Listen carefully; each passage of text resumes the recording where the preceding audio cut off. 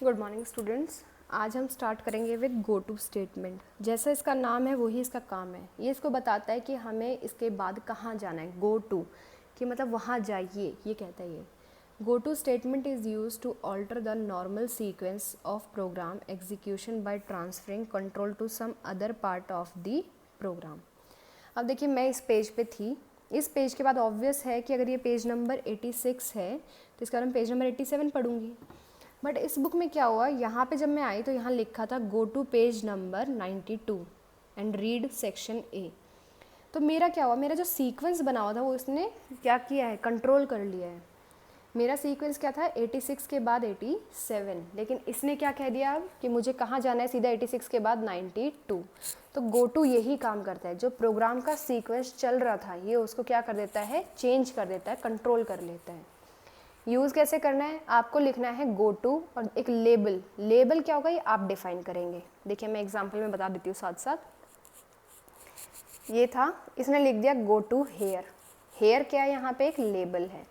अब कंप्यूटर को जैसे ये गो टू हेयर मिलेगा तो वो जाके ढूंढेगा हेयर कहाँ है, तो उसको हेयर यहाँ मिला, तो इसका मतलब इसको इसके बाद सीधा यहाँ आना है, उसके बाद सीधा यहाँ आना है। तो हमें अब देखो क्या कहा इसने, लेबल जो होता है वो आइडेंटिफायर है, मतलब आपको यूज नहीं कर सकते, जैसे इंट फ्लोट ये सब नहीं लिख सकते क्योंकि वो पहले से बने हुए हैं। फिर आता है valid variable name must be followed by a colon, कि जब आप लिखोगे कि यहाँ आना है, ये तो कह रहा है जाना है, तो जाने में सेमी कॉलन, जहाँ आना है वहाँ पे सिर्फ कॉलन, मतलब 2 डॉट लगेंगी। देखो इसने लिख दिया गो टू देयर, ये आ जाएगा। अब इसने क्या बताया इसके बाद इस पैरा में कि जब भी आप जहाँ पे इस लेवल को यूज़ करोगे तो ये ट्रांसफ़र, मतलब जो कंट्रोल यहाँ था वो सीधा इससे नेक्स्ट, मतलब इससे नेक्स्ट यहाँ आ जाएगा, इसके बाद आ जाएगा इमिडिएटली। तो देखिए आप गो टू को 2 तरह से यूज़ कर सकते हो, या तो फॉरवर्ड डायरेक्शन में या फिर बैकवर्ड डायरेक्शन में। फॉरवर्ड डायरेक्शन क्या रहेगी, यहाँ से हम चलते आए, ऊपर से गो टू लेबल मिला, हमने जो सीक्वेंस था उसको और आगे बढ़ा दिया, फॉरवर्ड कर दिया है, यहाँ फॉरवर्ड मतलब आगे की साइड। लेकिन देखो इससे क्या होगा, गो टू लेबल मिला, ये सीधा लेबल के पास चला गया। ये वाली स्टेटमेंट कभी नहीं चल पाएगी। क्यों, क्योंकि गो टू लेबल के बाद चलनी थी, लेकिन लेबल इसको कहाँ मिला, यहाँ। तो ये इसको ये क्या कर देगा, स्किप कर देगा। फिर ये चला देगा, ये चलेगा फर्स्ट, फिर ये आ जाएगा सेकंड पे, ये आ जाएगा थर्ड पे। अब बैकवर्ड में क्या होगा, ये आया, इसको अभी कोई मतलब नहीं है इससे क्योंकि एक लेबल है, इसको काम ही नहीं पता यहाँ क्या करना है। नीचे आएगा, इसको चला देगा, फिर यहाँ आएगा, इसको मिला गो टू लेबल, जाके लेबल ढूंढेगा, लेबल कहाँ मिला इसको, ऊपर। फिर आया, फिर कह रहा है गो टू लेबल, फिर ऊपर आ गया। इसको जितनी बार ये लाइन मिलती रहेगी ना, ये उतनी बार ऊपर जाता रहेगा। फिर आया, फिर गो टू लेबल बोल दिया, फिर वापस चलता गया। तो ये क्या बन गया, एक लूप बन गया है। और लूप भी कैसा, इन्फानाइट बन गया है, क्योंकि ये तो हर बार नीचे आएगा, हर बार ऊपर, फिर आया, फिर आया, तो यहाँ पे तो कभी नहीं पहुँच पा रहा है। तो देखिए इसमें क्या आ जाएगा, a loop will be formed and some statement will be executed repeatedly, कि एक लूप बन गया और यही स्टेटमेंट अब बार बार चलती रहेगी। तो देखो लूप नहीं बने, इसलिए हम हमेशा क्या करते हैं, गो टू को एक कंडीशन के अंदर यूज़ कर लेते हैं, इफ़ एल्स के अंदर, कि ट्रू हो तो गो टू चले, वरना वो बाहर आ जाए। वरना ऐसे तो क्या हो जाएगा, लूप फॉर्म हो जाएगा, आपका प्रोग्राम गलत हो जाएगा, वो मतलब आंसर नहीं देगा। इन्फानाइट लूप का मतलब स्क्रीन पे एक ऐसे लाइन है ना, वो चलती रहेंगी ऊपर लिखी हुई। इसने इसका एग्जाम्पल दिया है।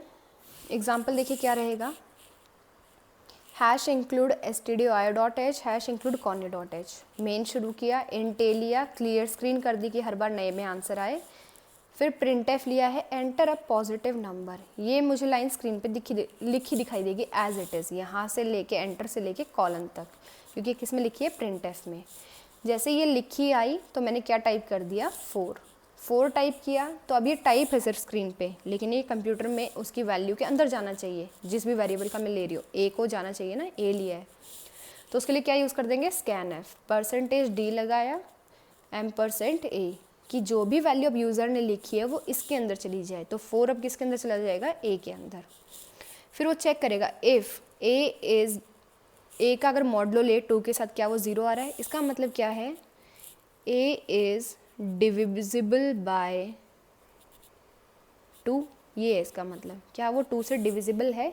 रिमाइंडर 0 किसका आता है, जो नंबर दूसरे नंबर को पूरा डिवाइड कर दे। अगर मैं कह दूँ 10 को 5 से डिवाइड करो तो रिमाइंडर क्या आएगा 0, क्योंकि उसको पूरा डिवाइड कर रहे हैं। तो इसका मतलब यही है कि जो हमने नंबर डाला है क्या वो 2 से डिवाइड हो रहा है। अगर वो हो रहा है, ट्रू है, तो ये इसकी ब्रेसिस के अंदर आएगा। फिर वो प्रिंट कर देगा कि परसेंटेज डी इज़ इवन। यहाँ पे देखिए इस मिस्टेक है, इसमें ठीक कर ले। परसेंटेज डी इज़ इवन, यहाँ पे आएगा कॉमा, यहाँ पे फिर लिखे इसके बाद ए, फिर पैरेंथेसिस बंद और फिर ये आएगा कॉमा ए पैरेंथेसिस बंद सेमीकोलन। ए की वैल्यू प्रिंट होगी ना यहाँ पे, ए इज़ इवन, ये लिखा आना चाहिए। ये मिस प्रिंटिंग है, बुक में ठीक कर लेना। ये किया, फिर उसने लिख दिया है गो टू हेयर।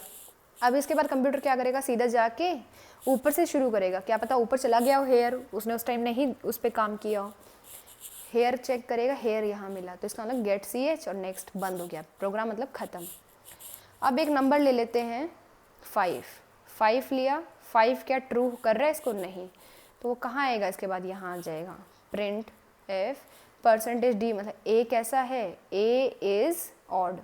ए की जगह क्या आएगा यहाँ पे, परसेंटेज डी का मतलब है कॉमा के बाद जो भी लिखा है उसकी वैल्यू ले लो, तो 4 आ जाएगा यहाँ पे, मतलब 5 आ जाएगा, 5 इज़ ऑड।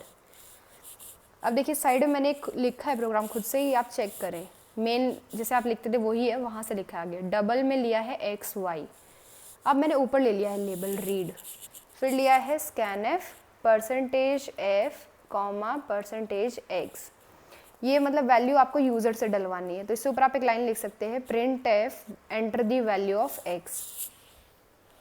यहाँ पे लिखे लो, कभी आप कंफ्यूज हो जो, print F enter a value.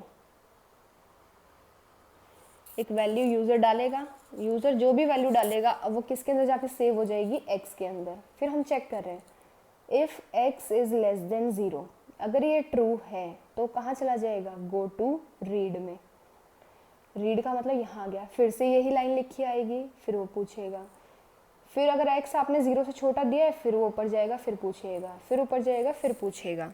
कब तक करता रहेगा ये काम, जब तक आप X कोई पॉजिटिव नंबर नहीं देते, मतलब 0 या फिर 0 से बड़ा नंबर नहीं दे देते हैं। तो सपोज कर लिया आपकी बार मैंने 2 दे दिया इसमें, जैसे ही 2 दिया उसने कंडीशन चेक की, फॉल्स हो गई, तो फिर वो क्या करेगा, यहाँ आएगा, इसको नहीं रीड करेगा क्योंकि इफ़ की कंडीशन है ना ये। तो इफ़ के नीचे जो भी लाइन लिखी है पहली वो उसके साथ आती है, क्योंकि यहाँ पे हमने कोई ब्रेसेस नहीं लगाए, तो इसका मतलब ये दोनों एक साथ हैं। फिर वो आएगा यहाँ रखेगा y is equals to SQRT X। XQRT X का मतलब क्या है, स्क्वायर रूट निकालेगा X का, स्क्वायर रूट निकाल लिया। फिर प्रिंट करेगा परसेंटेज F की जगह क्या आएगा, पहले में X दूसरे में Y, तो X लिखा आएगा पहले, फिर Y आएगा। फिर उसने लिख दिया है गो टू रीड, फिर से लिख दिया गो टू रीड।